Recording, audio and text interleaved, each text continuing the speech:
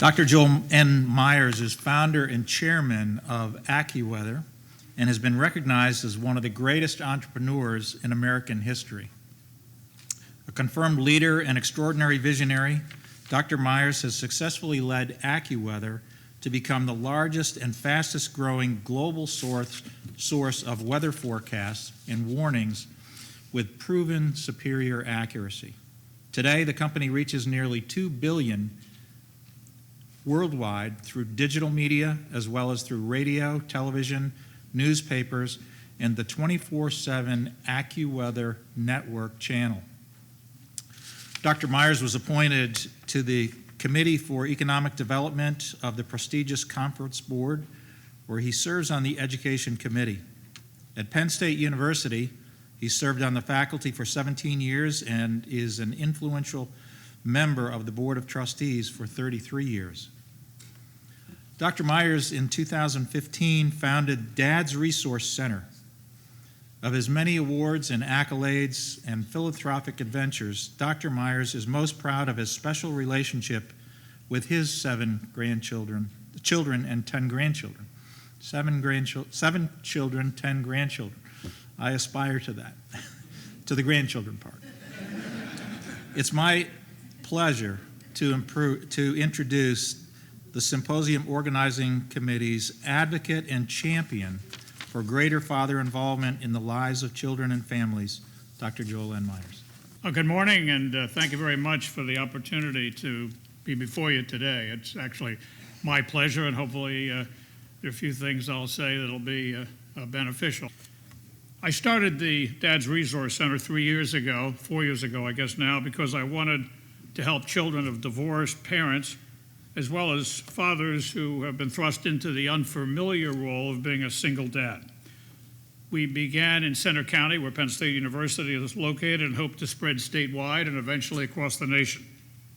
I'm grateful to Jeff Steiner, who has served as our executive director for the past 2+ years, and he's achieved a great deal in articulating our vision and getting our message out. Research has clearly shown that children of divorced or separated parents develop into more mature, more productive, and happier people when both of their parents are involved in their lives and committed to their upbringing.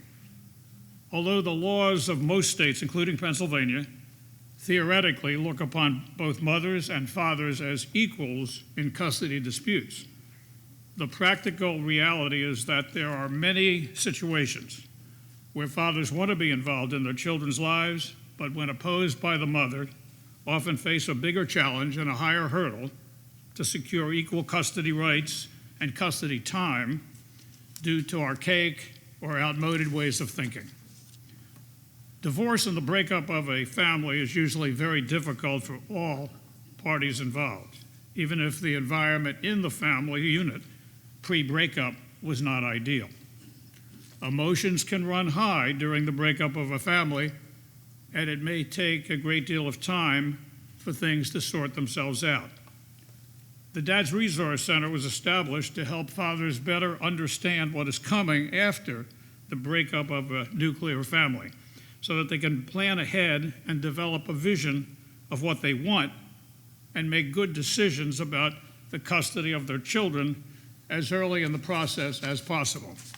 It's imperative to act quickly following parental separation because custody patterns and precedents are established that may last for years once that they are established. Once the new structure of the family situation is in fact established and all parties begin adjusting to the routine of a new schedule, a different situation, and so on, there'll be more time to focus on the art of parenting, which of course is ultimately what is best for the children. The less turmoil and more clarity and fairness there is around the custody process, the easier it is for fathers to be the ideal parent they want to be, allowing dads to more effectively focus on their children's interests and their welfare, as well as being fully enjoying the time they spend with their kids. Today, the best outcome for a child in a divorced or separated situation is for both parents to agree as best they can on custody arrangements and co-parenting rules and protocols. Children who maintain healthy and quality relationships with both their mom and their dad following the separation of their parents usually experience better adjustment and more positive rates of development compared to situations where those relationships are absent. When both parents are actively involved in their children's lives, the children tend to have lower rates of drug and alcohol involvement, less truancy and delinquency, less trouble with the law, less gang involvement, and lower rates of educational underachievement or dropping out. Such children also have fewer self-esteem problems, less bouts of depression, less anger, and less physical illness. Clearly, the long list of benefits comes from the healthy involvement of both parents. All of us need to commit to and work toward making this be the preferred outcome in as many situations as possible, for the good of the parents, the good of the children, and the good of society at large. To help, I established the Dad's Resource Center with the main goal to promote the well-being and healthy development of children from separated or divorced families by supporting and encouraging fathers to be active and fully engaged in the lives of their sons and daughters. I had no idea how it would be received. I've been very pleasantly surprised by how many people have endorsed the idea. We strongly believe that society, the courts, and social agencies have a solemn obligation to do all they can to ensure this happens, so dads can provide the input, the time, as well as the emotional and financial support that their children require and deserve. Over the last few years, we've been able to provide educational resources and some support in Center County for over 50 fathers struggling to play the role that their children need in their lives due to being disenfranchised by an unfair and unbalanced system.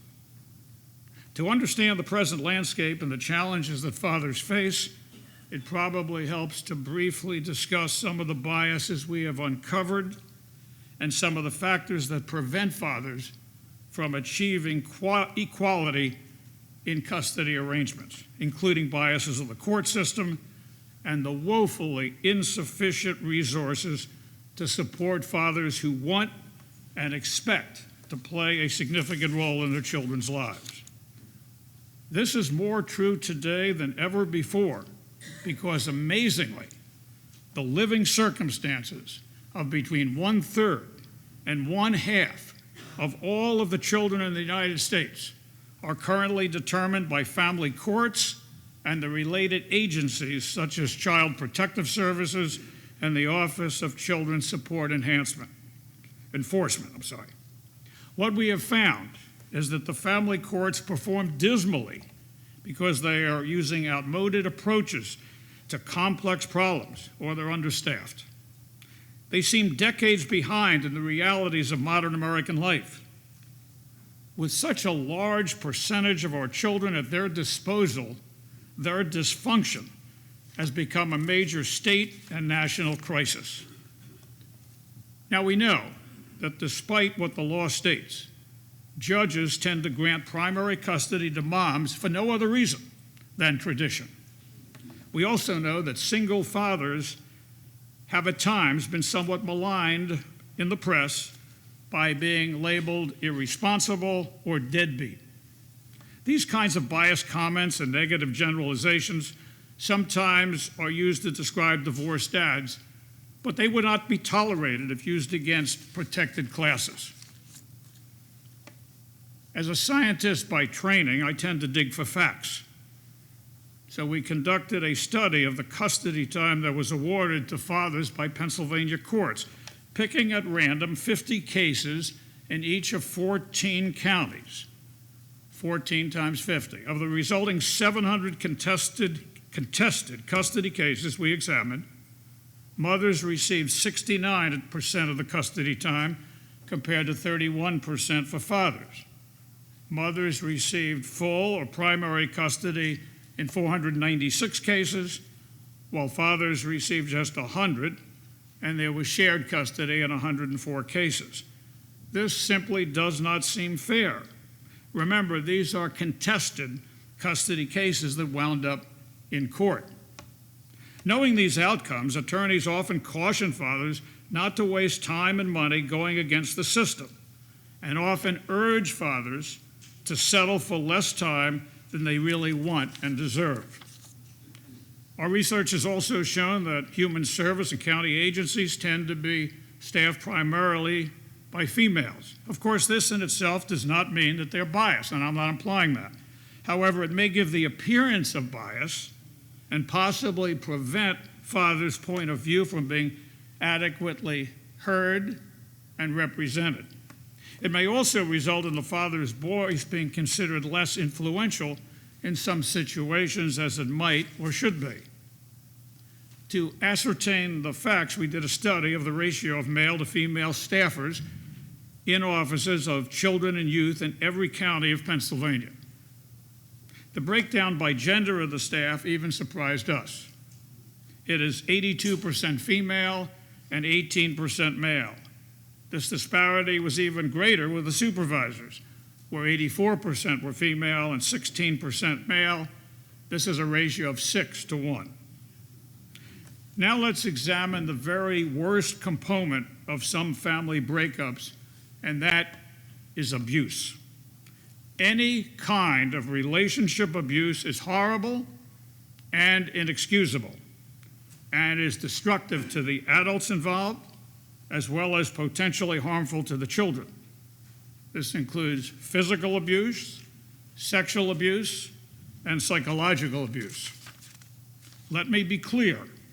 We must all stand strongly against any and all types of relationship abuse.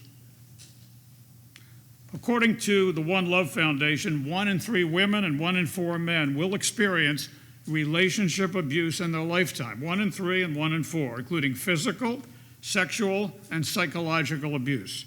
Unfortunately, the facts show that virtually all of us will be in an unhealthy relationship at some time in our lives. These statistics and the work done by the One Love Foundation add a new dimension to current thoughts and approaches to domestic violence. Over the last several decades, there has been a broad and much-needed effort to create education and awareness about the issue of domestic violence. Along with this has been the development of public policy and implementation of interventions to support women.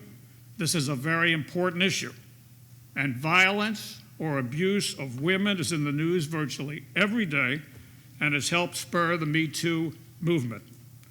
There is no question that women, more often than men, are the victims and become fatalities to domestic violence. This is also a national crisis, really a global crisis. However, women are not the only victims of domestic violence. A 2010 article in the Washington City paper highlighted the multifaceted nature of domestic violence, and there have been very few studies of this. So that's why I cite an article that really is 9 years old. In 2009 in Maryland, the foundation study showed that 53 people died as a result of domestic violence. 53 people, just one state in 1 year. These include perpetrators dying during the course of the act of violence, paramours being killed, and perpetrators or victims of the abuse committing suicide. Of the 53 people who died in Maryland that year during acts of domestic violence, 5 were children, 29 were women, 19 were men. Just terrible.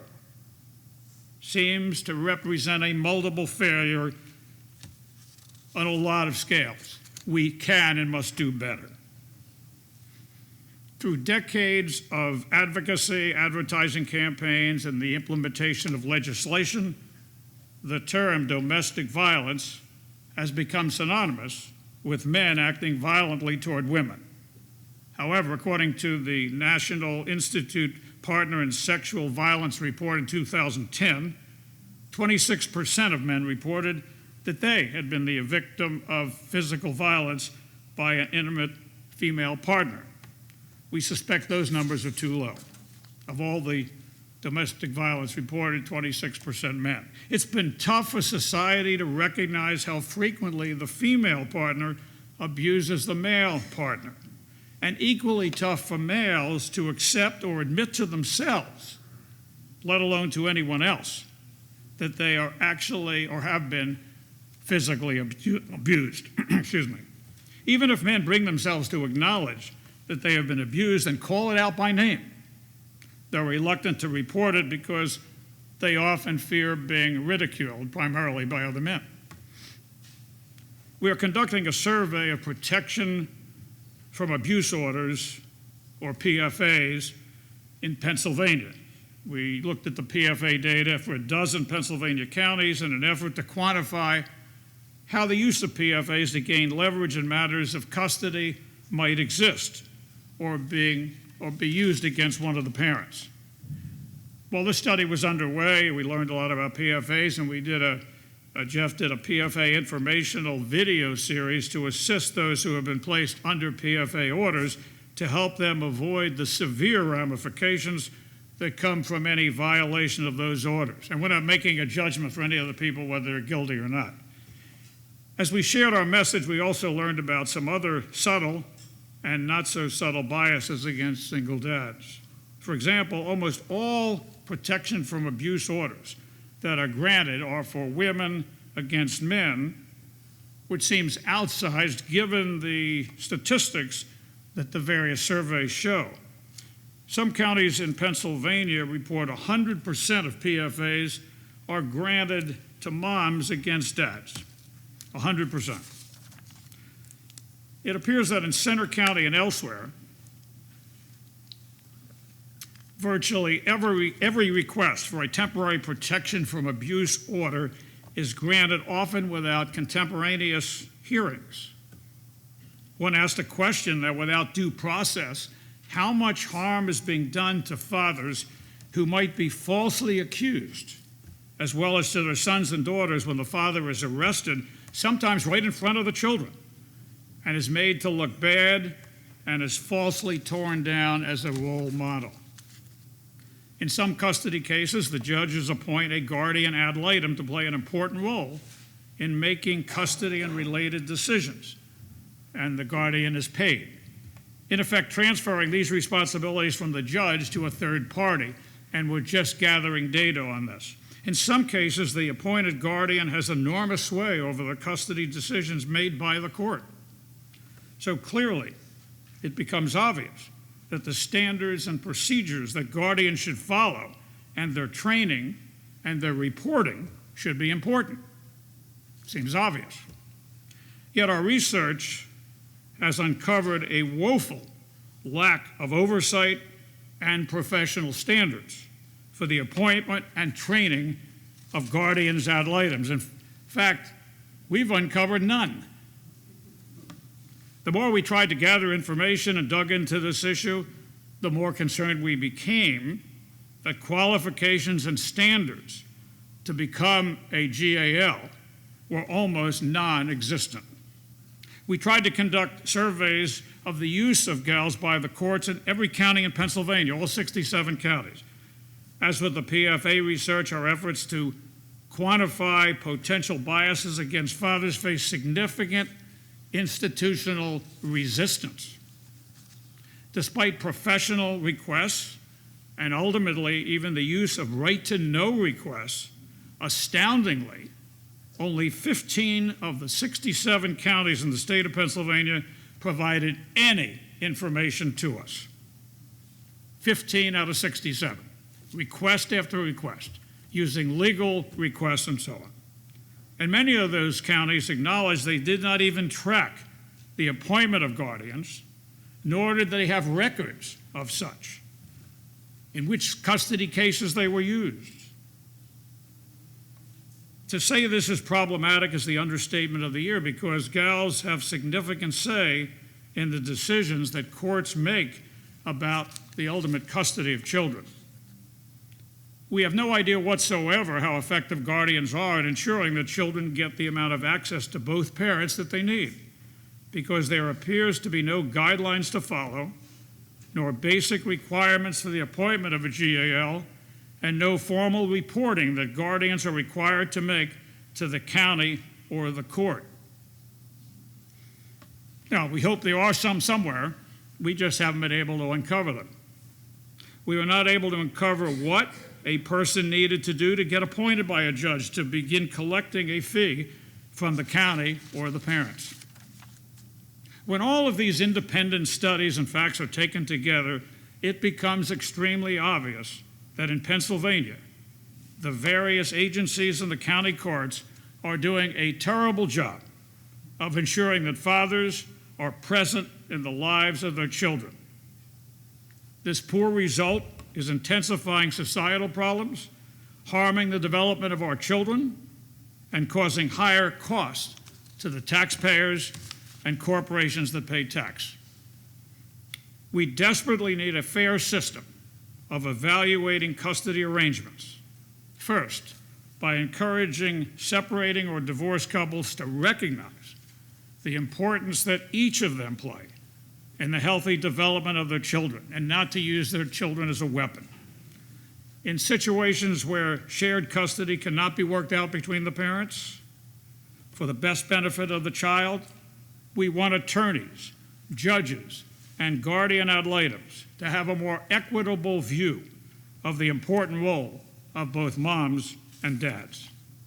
This is also true of the agencies that influence the outcome of custody situations, because as described, once patterns of living and care are established in the initial weeks and months following separation, precedents are established that may last for years until the child reaches a certain age. The irreparable harm to the relationship and the child may in some cases last an entire lifetime. Recognizing how the system works to disenfranch fathers, in 2017, the Strong Families Commission organized a convening of father, child, and family advocates to initiate a bipartisan and bicameral conversation on child well-being in Pennsylvania and the urgent need for increased father involvement. The attendees at this event accepted the challenge of reaching out to Commonwealth leaders to eliminate current systematic barriers that impede father involvement and their positive contributions to the mature development and well-being of children and families. 6 months ago, I was honored to accept the Symposium Organizing Committee's appointment to serve as its advocate and champion for greater father involvement in the lives of children and families. Thank you. Since that time, I've been very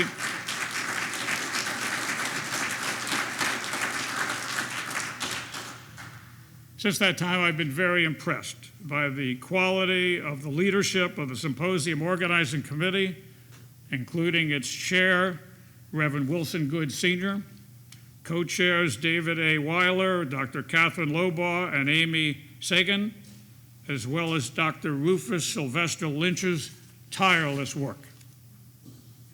We are very grateful for and want to commend everyone here today who has worked so passionately and selfishly in the very important and meaningful endeavor to transform Pennsylvania into a state that leads the country in advocating for the equal and critical rights and roles for both parents in the care and development of children. This collective effort was illustrated by the very comprehensive report called From Practitioners to Policymakers, a statewide call to action for greater father involvement in the lives of Pennsylvania children and families. This report, as many of you know, was presented at our rally at the state capitol on March 27th, along with the work of the PFFSPN Strategic Planning Committee to establish the groundwork for the creation of the Pennsylvania Father, Family, and Service Providers Network. The strategic partnership between the Strong Families Commission and the Dad's Resource Center has amplified both of our strengths many times over, and in less than 2 years' time, we made a significant gains in our outreach to state policymakers and legislators in trying to level the playing field for fathers who have often suffered at the hands of an outdated system.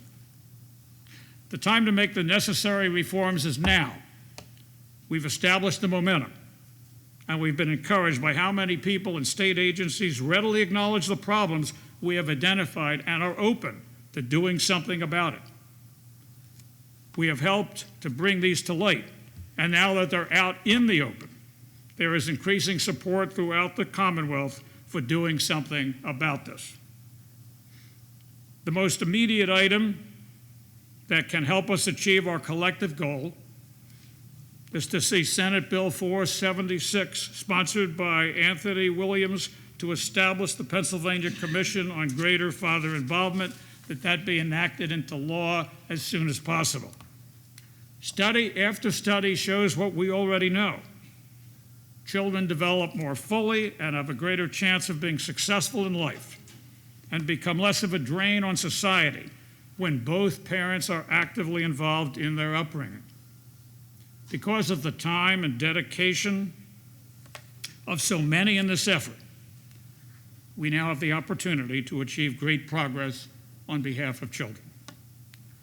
Personally, for me, being a present and involved father was and is the most important task in my life, perhaps because my own father took his life when I was but 23 here in Philadelphia, thereby breaking the unwritten commitment that men have to their sons when they become a dad.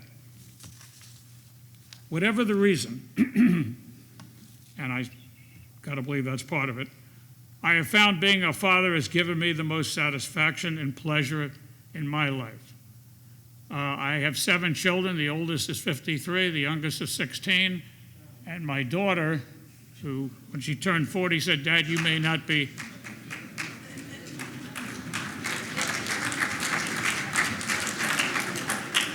My daughter, when she turned 40, said, "You may not realize this, Dad, but you've had a child living with you, at least one child, for 53 straight years." So I guess I like them under my roof. And as you heard, I have 10 grandchildren, 5 boys and 5 girls.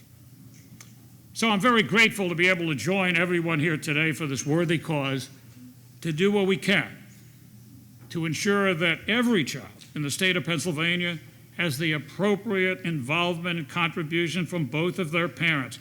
They deserve it. Thank you very much.